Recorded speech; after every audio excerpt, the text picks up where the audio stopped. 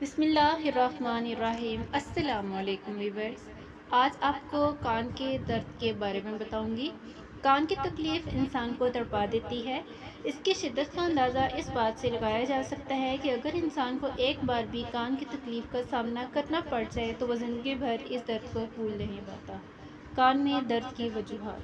कान के अंदर जिस्म में पाई जाने वाली सबसे बारीक हड्डियाँ मौजूद होती हैं, जिनकी तादाद भी काफ़ी ज़्यादा होती है। हमारे कान 3 हिस्सों पर मुश्तमिल हैं, एक बैरूनी हिस्सा, दूसरा दरमियानी हिस्सा और तीसरा अंदरूनी हिस्सा। कान के दर्द की कई वजूहात हो सकती हैं। मुस्तकिल नज़ला रहना भी इसकी वजह बन सकता है, जिसमें बज़ाहिर कोई अलामत नज़र नहीं आती। इसके अलावा बैक्टीरिया या जरासीम का हमला कान के अंदरूनी और बैरूनी हिस्से को मुतासिर करते हैं, जिनसे एलर्जी, इन्फेक्शन, ज़ख्म, पानी पड़ जाना जैसे मसाइल जन्म लेते हैं। कान में किसी चीज़ का पड़ जाना, गले के गदूद का वार्म। इसके अलावा ऐसे बच्चे जो दांत निकाल रहे हों, उनको भी कान में दर्द हो सकता है। कान के दर्द के इलाज के लिए चंद देसी टोटके मैं आपको बताऊंगी। आप इन पर अमल करके अपना ख्याल रखा करें। मूली के ताज़ा पत्तों से 180 मिलीलीटर रस निकाल लें।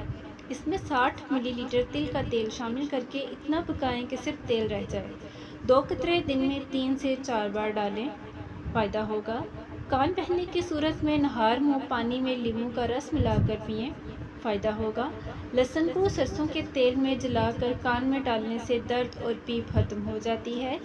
धतूरा के पत्तों का रस हल्का गर्म करके 2 कतरे कान में डालें, जल्द आराम मिल जाएगा। प्याज का रस हल्का गर्म करके कान में डालें, दर्द में कमी वाक़ई होगी। सरसों के तेल के 2 कतरे नीम गर्म करके कान में डालें, आपको जल्दी आराम आ जाएगा।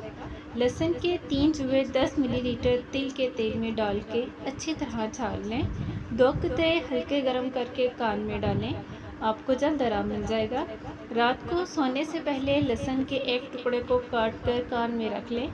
सुबह जब आप उठेंगे तो कान में दर्द और तकलीफ़ मुकम्मल दूर हो चुकी होगी। बस ये थी मेरी वीडियो।